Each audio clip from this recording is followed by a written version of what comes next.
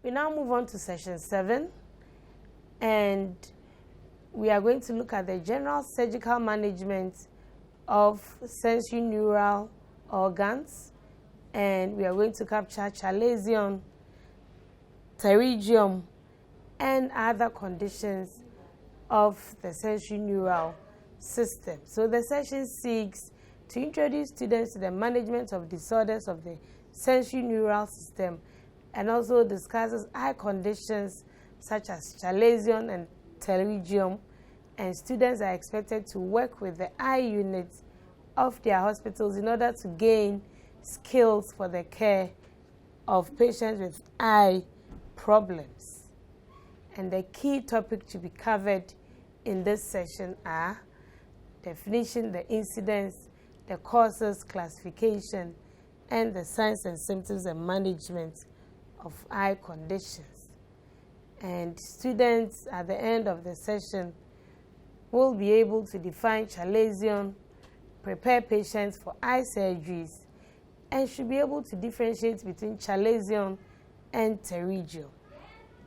So our first topic is the general surgical management of sensorineural organs. By way of introduction, the general care of patients undergoing eye, ear, nose, and throat surgeries aims at preparing the patient for the surgery and then also preventing post-operative infections and complications. And we also talk about psychological care. Issues with the sense organs are very sensitive and delicate, and the patient needs to be reassured, and the procedure should also be explained to the patient with modern day equipment and competent surgeon. Patients should be told that the operation will be done successfully, because patients may be anxious as he or she will be afraid that the surgery is going to result in permanent blindness. Patients should be allowed to ask questions and then relate her conditions and answer them with simple language. Introduce patients to other patients who have done similar surgeries in order to allay fears and anxiety, and then we should ensure that patient signs a consent form. Under physical care, we need to do physical examination, inspect eye to determine abnormalities such as discharges, infection, bleeding, and foreign bodies in the eye, ear, nose, and throat. Then eyelashes are also cut with Vaseline or petroleum-coated scissors by erecting each eyelid with wet sterile swabs from inside out. This is normally done to prevent post-op complications or infection. The eye should also be observed to make sure that no lash has been left on. And then the face is washed or cleaned with soap and water and then dried. All contraindicators from patients that may cause electrocution, such as rings and earrings, are also avoided during the surgery. So patients should be told this. Then the baseline vital signs are also monitored. So we monitor the temperature, pulse, respiration, and blood pressure and record. And then an acetylcholine instillation may also be done or instilled. Example is Dimox, and this helps reduce intraocular pressure. The affected site is also marked for identification. So an X sign, for example, can be placed by use of a plaster on the left eye if that is the eye to be operated, and ensure that all necessary diagnostic investigations such as full blood count, fasting blood sugar, CT scan, eye, ear, nose, and throat swab have all been done and duly filed. And we want to look at general post-op care of patients with eye, ear, nose, and throat surgeries. The patient should be placed in the lateral position at the non-operated side if unconscious to prevent intraocular pressure. And then we should also ensure airway clearance. The vital signs should be monitored, such as temperature, pulse, respiration, BP. And when I mentioned vital signs, I know you are all happy because every student can say this rhyme. It's monitored as you rhyme it quarter hourly, half hourly, hourly, and then 4 hourly as necessary or post-operatively. Then we also observe for ocular pressure especially in eye surgeries, change eye patches according to the surgeon's order, again in eye surgeries, and ensure patient's hygiene needs are met to prevent infection. Patients should be served with a well-balanced diet rich in vitamins, and this is going to help fight infections. We should also ensure adequate rest and sleep to reduce strain on the eye, especially in eye surgeries, and then cover eye with shield to prevent injury to the eye, and also ensure wound dressing and reassure patients. Prescribed medications are administered, and patient is observed for therapeutic and side effects. Gargles may be used to irritate the throat and to clear the throat of any particles, and in most cases a warm salt solution may be used, making sure it's no warmer than body temperature. And Warcardin gargle or normal saline could also be used for throat gargling. On discharge, these patients should be taught how to wear protective shield at the neck at night and then dark glasses during the day. Patient should wipe his or her face with clean soft towel and avoid splashing water directly into the eye. And then when washing the head must be tilted backwards to prevent splashing water into the eye in patients who undergo eye surgeries. Patients should also be taught to perform tolerable activities and avoid strenuous activities like swimming, lifting heavy weights. Patients are also encouraged to avoid makeup for some time, at least for 6 weeks, and teach and demonstrate patients to also as to how to apply or instill eye, ear, and nasal drops.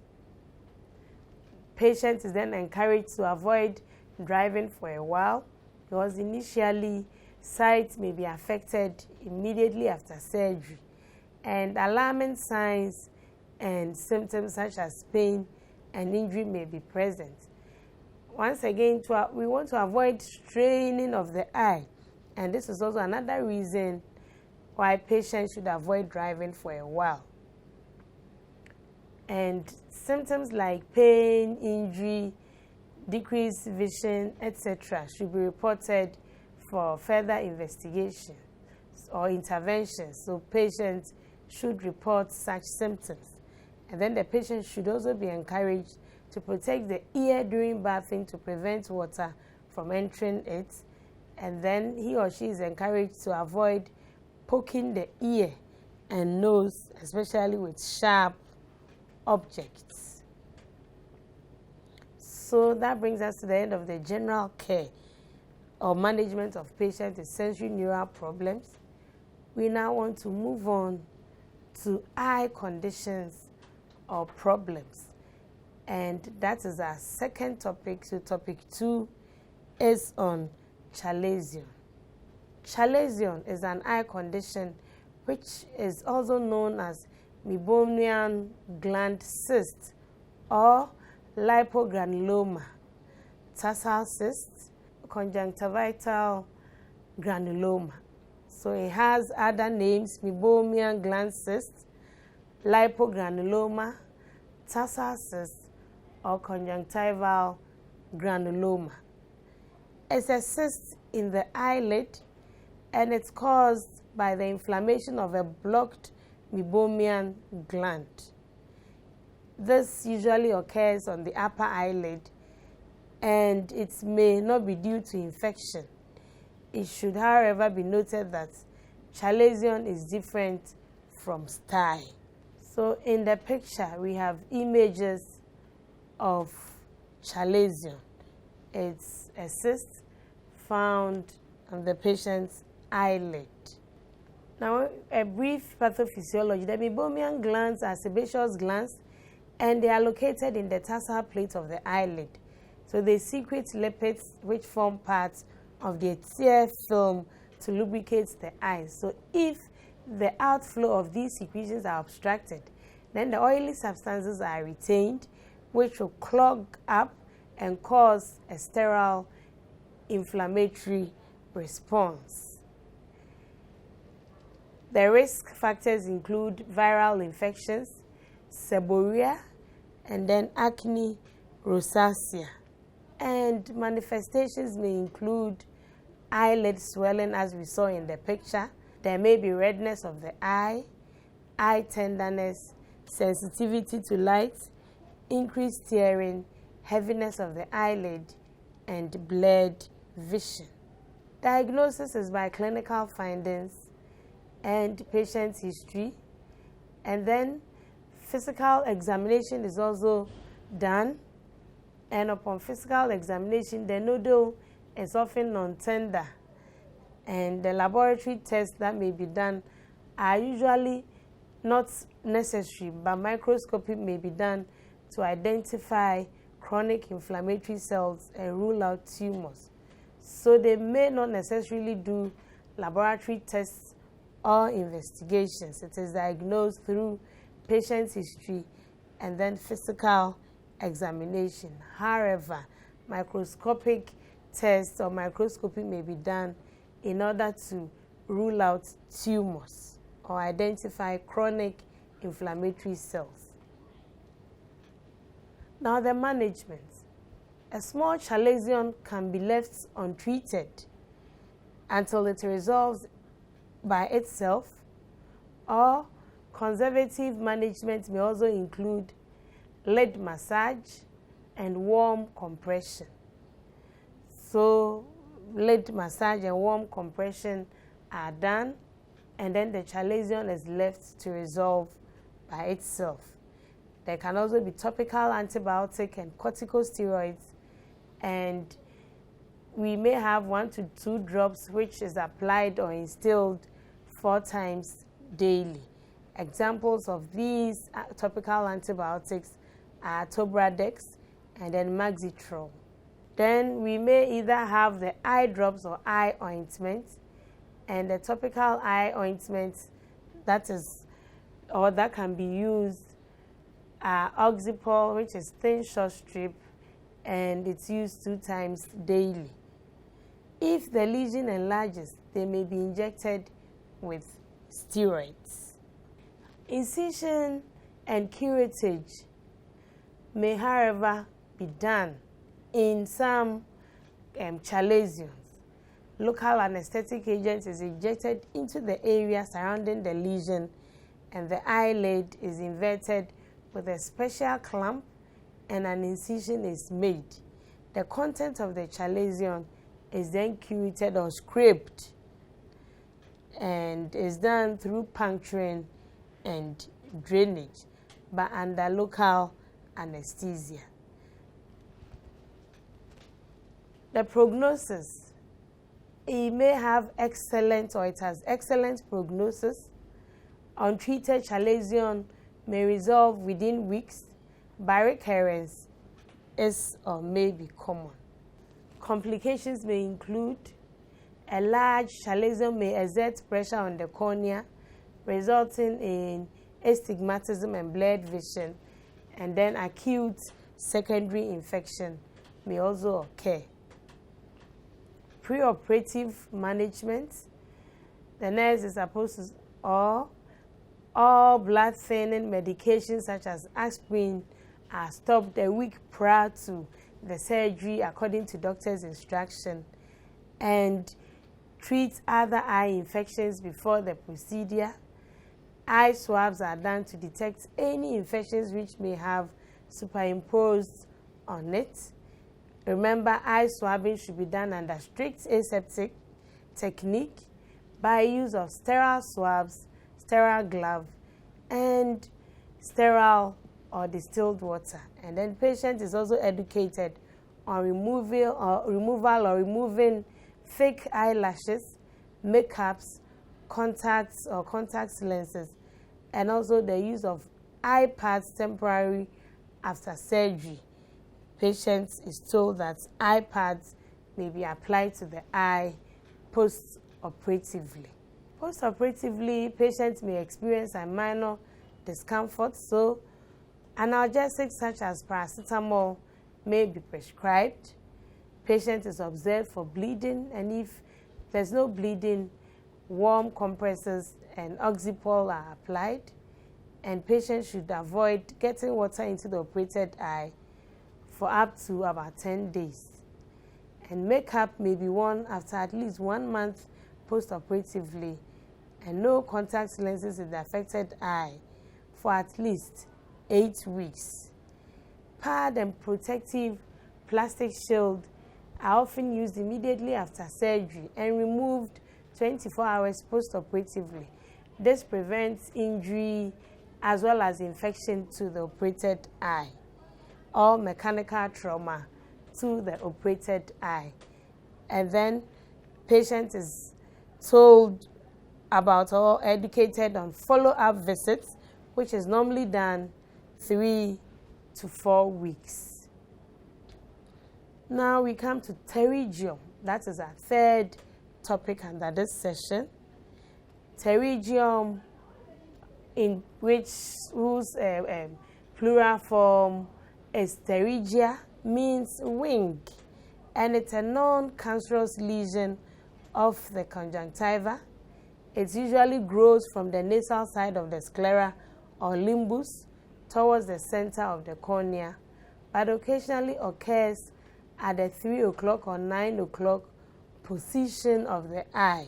So if you take the eye, it's circular like the clock, so it occurs at the 3, either the left or the right side.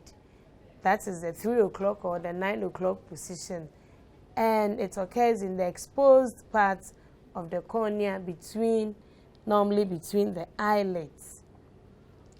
It's also called the surface eye because it mostly affects surface, and it's a lesion that grows slowly throughout life and may stop at a point.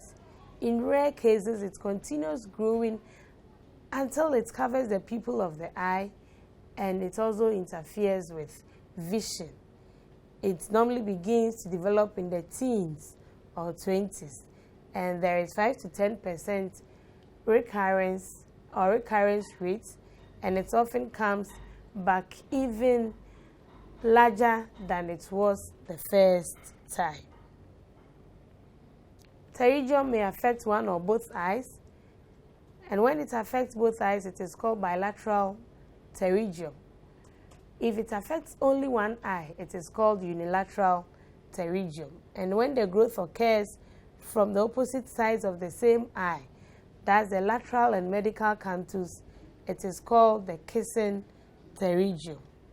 The exact cause of pterygium is not known, but it's thought or known to be associated with long-term exposure to sunlight, and it's common in people who live in warm climates and spend a lot of time outdoors in windy and sunny environments. People whose eyes are exposed to elements like pollen, sand, smoke, or wind on a regular basis also have higher risk of developing this condition. The manifestations or signs and symptoms of pterygium include red or yellow patch on the sclera, gritty sensations, burning sensations, itching, reddened eye or rubbing, and then blurred vision. Diagnosis is made through history taken, eye examination, photo documentation, taking picture to track the growth rate, and then a slit lamp may also assist with physical observation or examination and diagnosis. And then visual acuity test may also be done.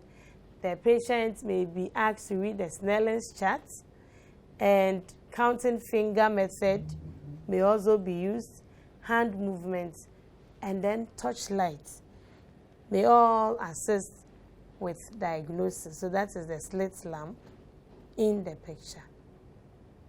Now the management, there's no medical treatment for this condition or pterygium, but the following medications may be given to manage associated symptoms. We may have dexamethasone ointment, which is applied at night. Artificial tears may also be instilled on the eye to cool the eyes and is done 3 times a day. Vasoconstrictors, eye drops such as Nafcon A may be dropped daily and is done by instilling a drop daily. A cold compress may be applied to the eye, and then the patient is asked to come for periodic review.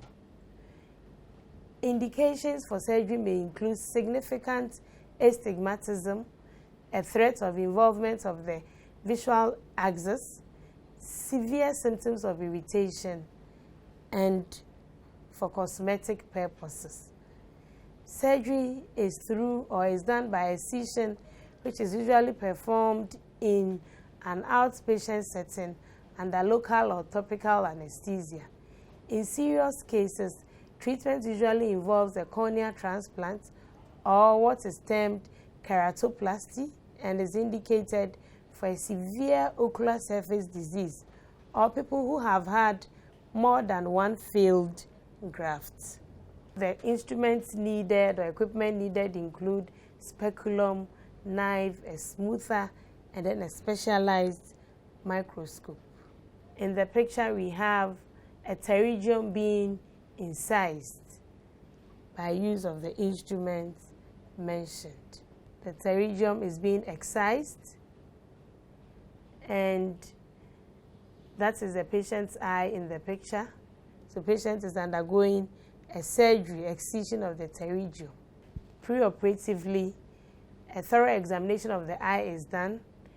Patient is asked to stop any medications that may interfere with clotting or clotting of blood, such as aspirin.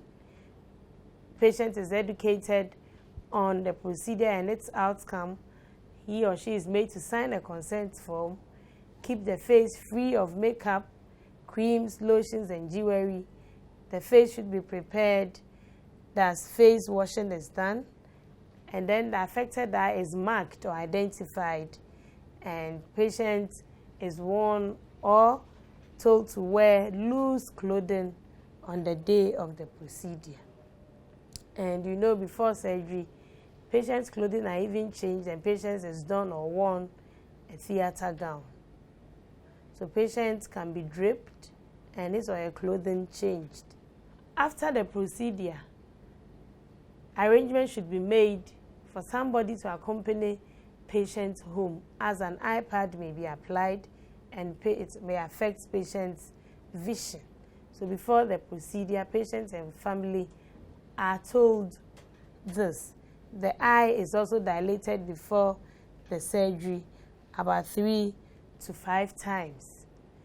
And the surgery is performed using a microscope with a cutting instrument called a trephine, where the damaged piece of cornea is removed and the new cornea cut to fit is set in place and sutured with ultrafine suture.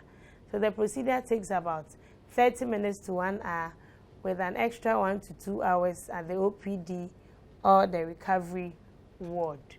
And patient is discharged the same day. So the procedure may not necessarily be done at the theater.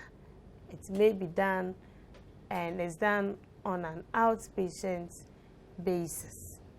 The eye is covered with a patch after the surgery or the procedure, and dressing is taken off first day post-operatively for assessment.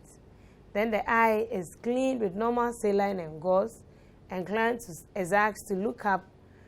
The lower lid is parted and is cleaned from inside out.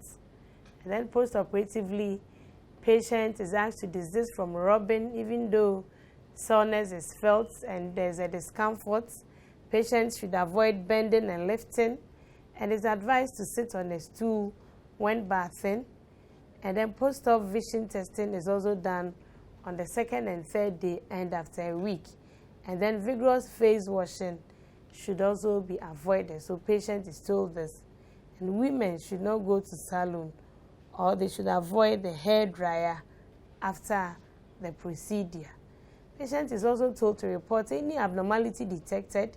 He or she is given prescription eyewear, and client is encouraged to adhere to treatment and review.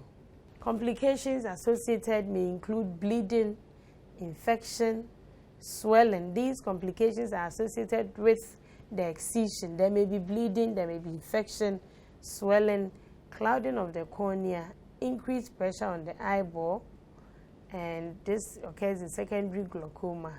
And then cornea perforation may also occur. The patient may have strabismus or squinting, the staining of the cornea, the scarring, and then cornea ulcers.